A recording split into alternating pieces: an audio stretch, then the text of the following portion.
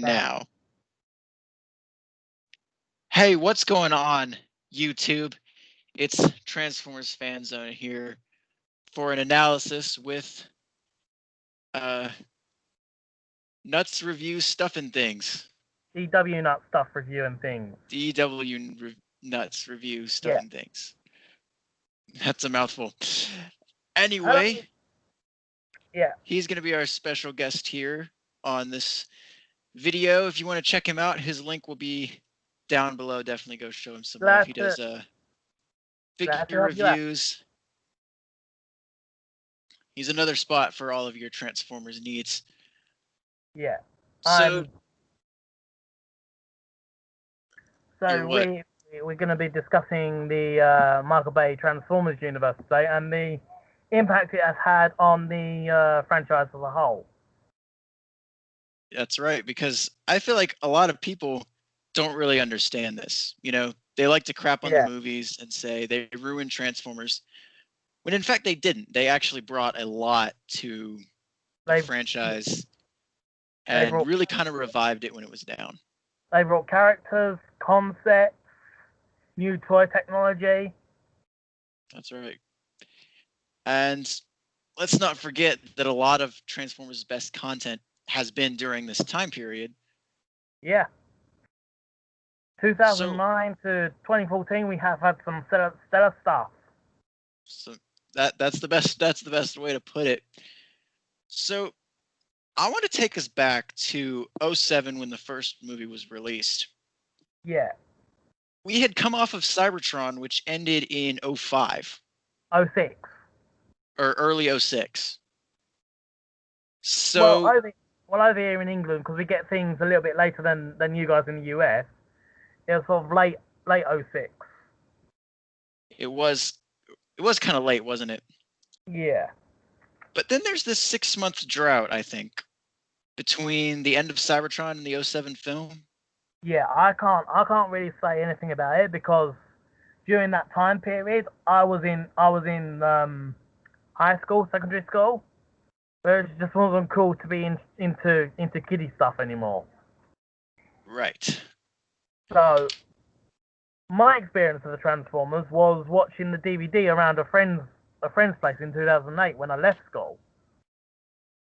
So you came in to the franchise right after the movie's released. Well, I've always been into Transformers, but secondary school when Energon hit, I decided to back away from it because you know what Energon's like, and anyone watching this, if you're a Transformers fan and you've seen Energon, you will know what I'm on about. I do know what you're on about, even though I've only watched one episode. Yeah, I know what you're on about. But for me personally, I kind of grew up around Transformers. You know, I think it's always been kind of a thing that's been around me, but I didn't really get into it until I started seeing the movies. And even though I hate the movies now, I have to credit them for making me the fanboy I am now. And that's... Let's just say, all of the storylines are crap. The CGI ILMUs and all the other folks that were involved, they're just wow, you know? Yeah. Even their faces consist of 10,000 individual moving parts. Right. I mean, it's kind of crazy when you look at it and you compare it to the stuff that's come before it. I mean, up until that point, I would say maybe Beast Wars would be the best animated thing we got in terms of animation. Yeah, Beast Wars, which I personally grew up with. That was one of the most expensive shows before Prime. Right. Because I mean, that was kind of the birth of 3D and everything else. And looking at Beast Wars today is kind of funny, but and comparing it to the Bayverse is, in terms of animation, is kind of unfair. Yeah, but but Beast Wars in animation at that time was hell of expensive. It was. It really was. But yeah, that's getting away from the Michael Bay universe. Well, That's away from what we're actually here for. the animation in the Bayverse was even more expensive. Yeah, well, we're talking Hollywood. Well, I mean, yeah, obviously. But what I think it kind of caused a chain reaction to make each Transformers thing Bigger that and better. came after it, it kind of made them step up their game a little bit. Mm-hmm. So if you want to look at Prime and its expensive animation, I mean that animation is so beautiful and so crisp. Yeah. And And like heck, before it, Prime was the most expensive TV show made. is it the most expensive? That's what the wiki tells me. I actually didn't know that. But But even unlike Beast Wars, Hasbro used the funds from the figures to fund the studios that made Prime. wow. I mean, they needed the funding anyway. Yeah. But even after Prime, you see all these different shows, and they're animated so crisply, and I mean they're not as good as Prime, but like there's still an effort being put into the animation. Yeah. Unlike say my beloved Transformers Armada, which I watched in junior school. Yeah, You that know. and heck, just watch Cybertron's animation and just how it looks and how it moves. There's no comparison there. No, of course not. But shall we just get on and talk about like what concepts the Bayverse bled into Transformers for? I mean, obviously the greatest of all them concepts is the Allspark Cube.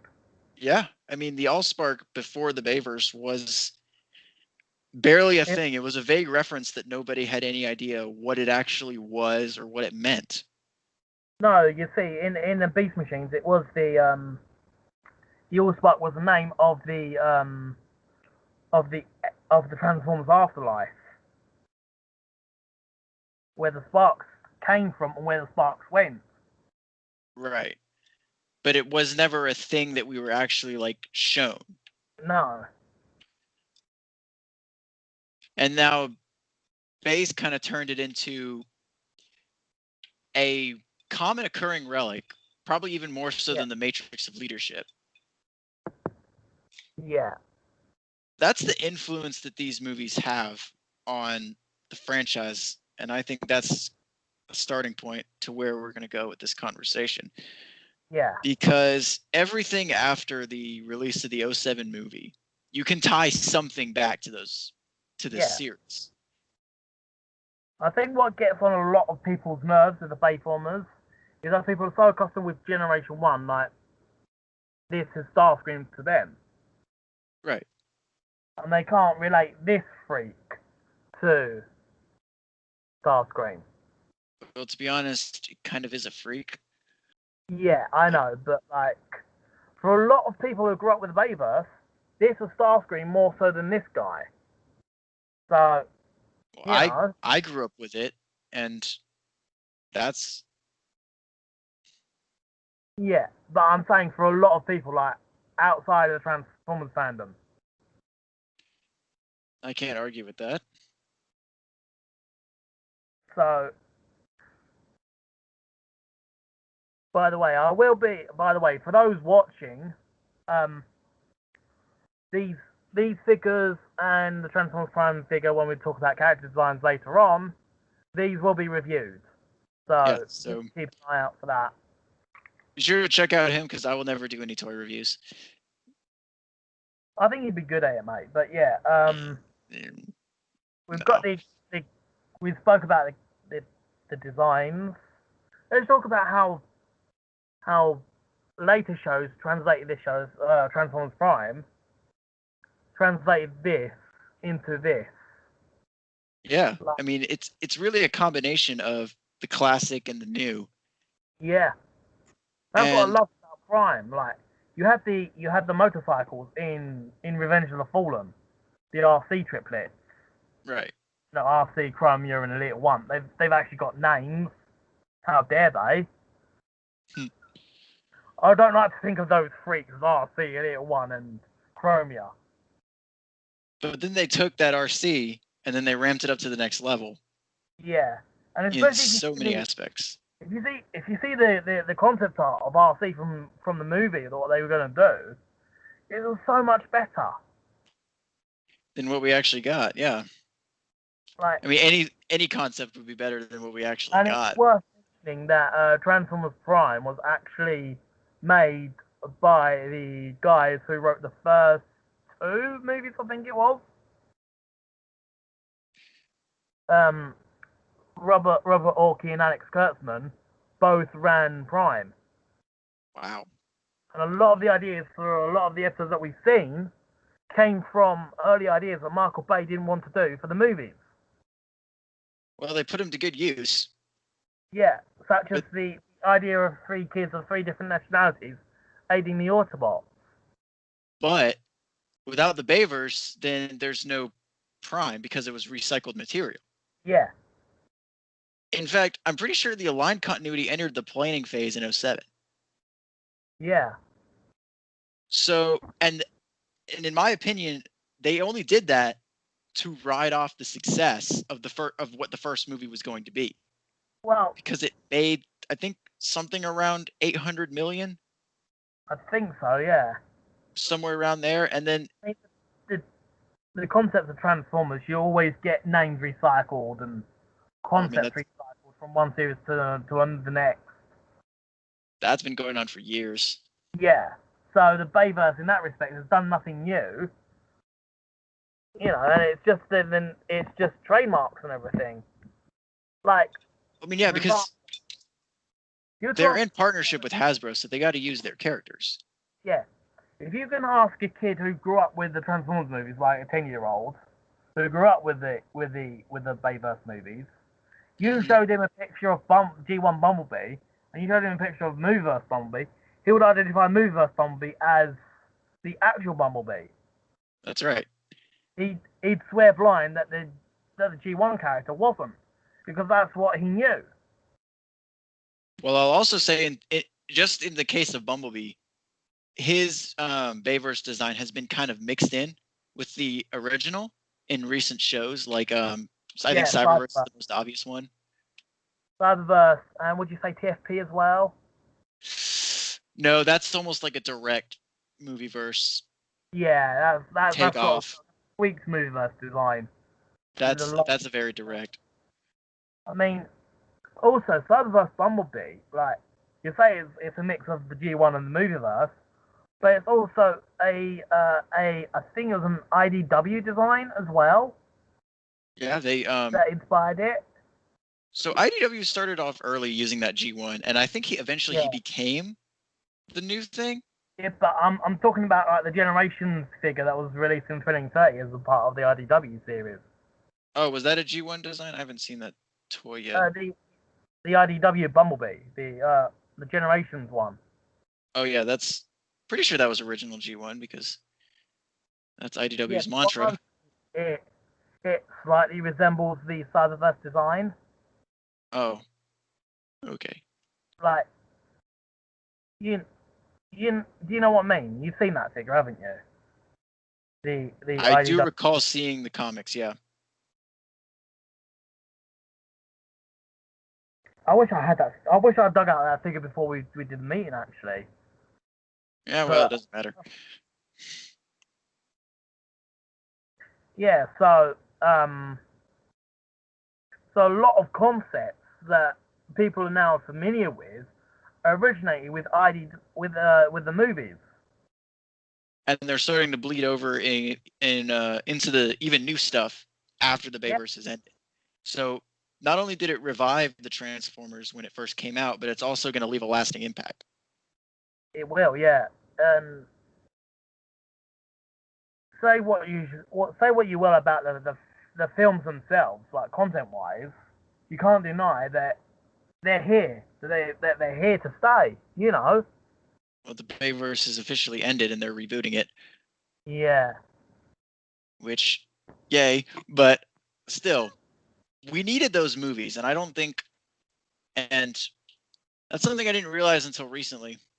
that we actually needed those, and without them, we wouldn't be in the position we are No, because today in even terms of because popularity and overall Bayverse attention to the is brand. Transformers what Beast Wars originally did. Because I don't know Yeah, if you know that in the early 90s, Transformers was fizzling out of popularity. Nobody was interested. right. They weren't selling the toys weren't selling, and Because then in '96, when I was like 5 years old, they relaunched it as Beast Wars. right. And and for me, that's what they were doing in 2007. Because in 2006, the Cybertron line had just fizzled out, and Right. nobody was interested because there was nothing new coming out. Not like the Well, I'm pretty Transformers. sure by the time Cybertron ended, we knew there was a movie coming, and we knew animated was coming too. I can't remember. I was in the Transformer circles at that time. So I'm talking purely as an outsider here. Like, as far as anyone knew, like, the Transformers trailer had released, like the one with Optimus Prime on Mars and the rover, and it was hinting at all the conspiracy theory. You know Yeah. the one I'm about. Yeah, I do know the one you're talking about. And I remember actually discussing with my brother, debating who that was. Because it was so different and it was so unique. Yeah, yeah, and it hinted at. I'm sorry to say this, it hinted at a way better movie than we got. I mean, we got a fine movie. It's not awful or Yeah, anything. oh 07 is fine. It's like fine wine. It's aged well.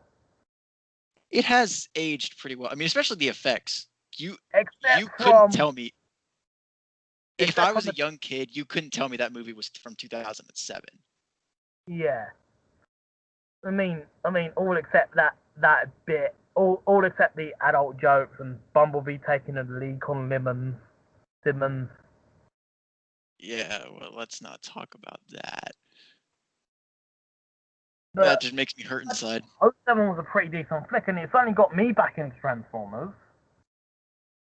After my Transformers the kid stuff, I'm in school now.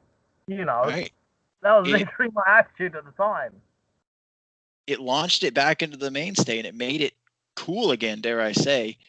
Yeah. If Transformers ever stops being cool, And then, of course, as we said, after the movie came the animated series, Transformers Animated.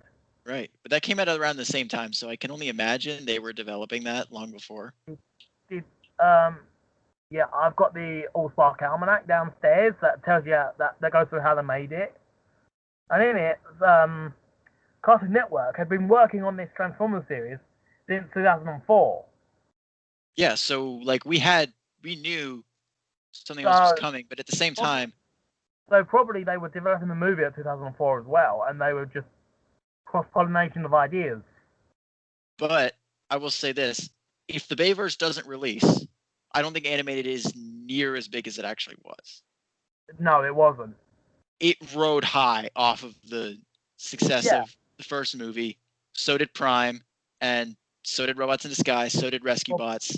well, the Alliance Company rode high off of the tail end of Doctor the Moon, rather than the first movie.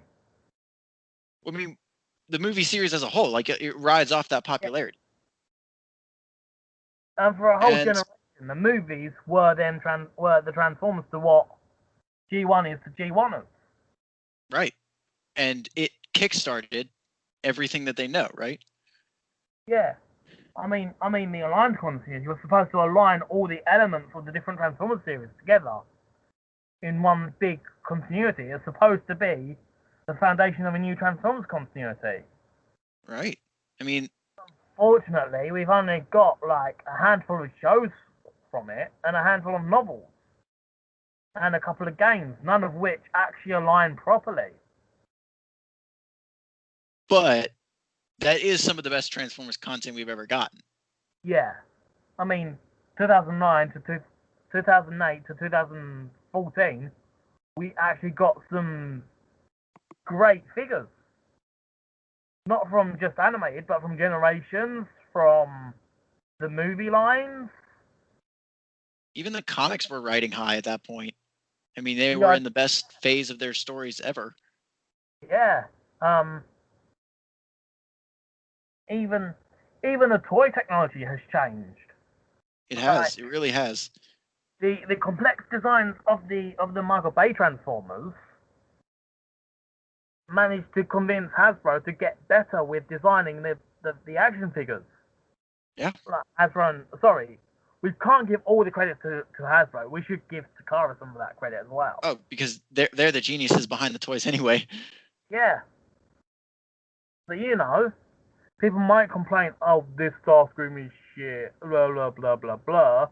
But in actuality, The it toy is well forced designed. Hasbro to improve. Like, for example, hang on, I've got Skywarp over here from 2006.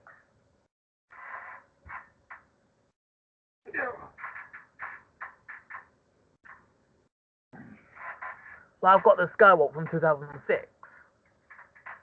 As a demonstration, I will just show you and the audience how far it has come between this and the Earthrise figure. God, he's so stiff. Like, I haven't got the null razor or anything, but it's basically an almost identical figure, but a lot bigger and a lot more poseable. Right, so that's Skywarp. Is that the now Skywarp, or is That's that the 2006 Skywarp. all right? That's the line. And this is Earthrise Starscream. You can just kind of like see it in the joints almost. But also, this is a much more advanced figure than this one. I would agree with that. Yeah. I mean, it might not be totally obvious, but if you look into the, I will look at this figure in a review, and I will compare it to this one. So yep. So you be on know, the lookout for that. yeah. So I'll go into more detail about it then. But you know, it's forced a renaissance upon us all. The movies, I think that's the word here, renaissance.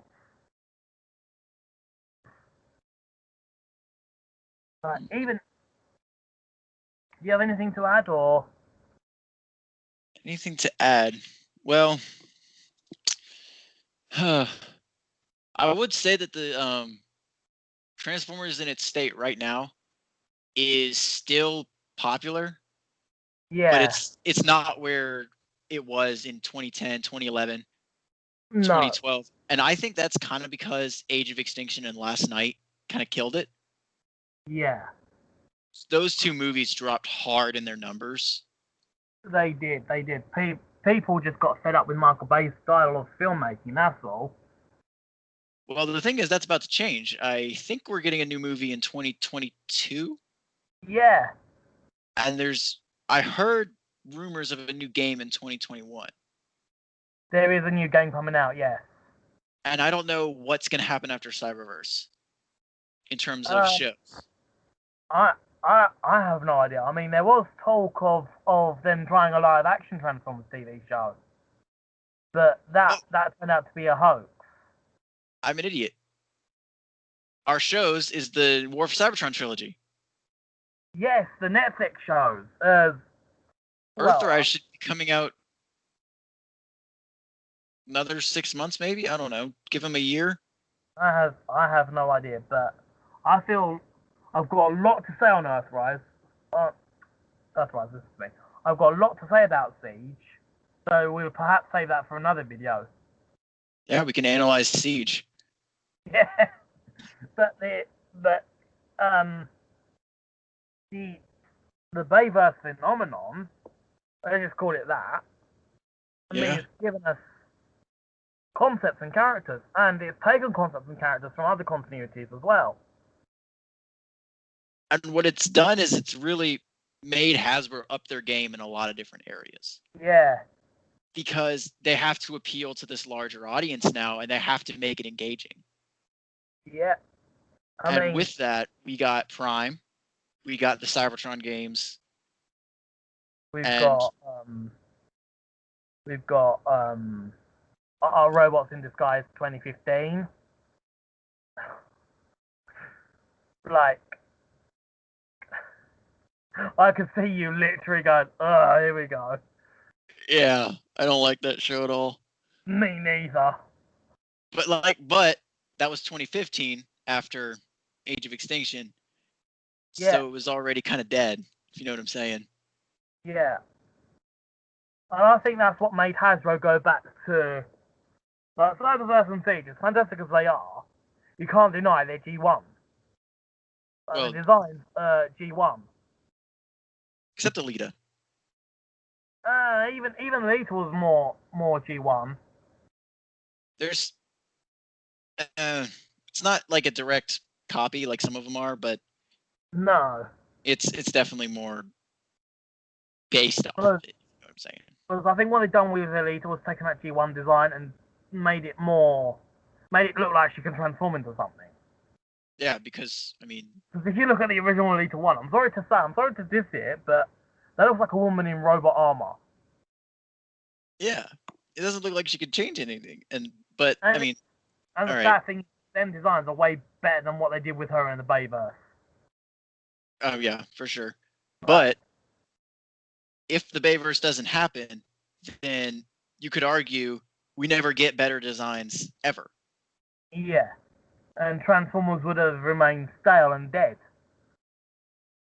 Animated would have still happened, but again, but I don't think they could ride off of that. I don't think they could go anywhere near where they are now. No, of course not. And I don't know about you, but certainly with me, with Transformers Prime, that fully got me back because I had some animated because I watched animated, I loved animated, I enjoyed it, but the Prime fully engaged with the franchise. It did, and that was the peak of it. That was the top. It took elements of other continuities. Like we discussed about Starscream's design being a merger of everything before it. So it was part G1, part animated, part film, and even his chest is his movie design's head. Right, it is, and that's clear. We need to put the old with the new. Yeah. But the point we're trying to get across is they actually took into account the new because it was so big at the time. Yeah. But I think that's going to be it for today, y'all. We're already at 27 minutes. Wow.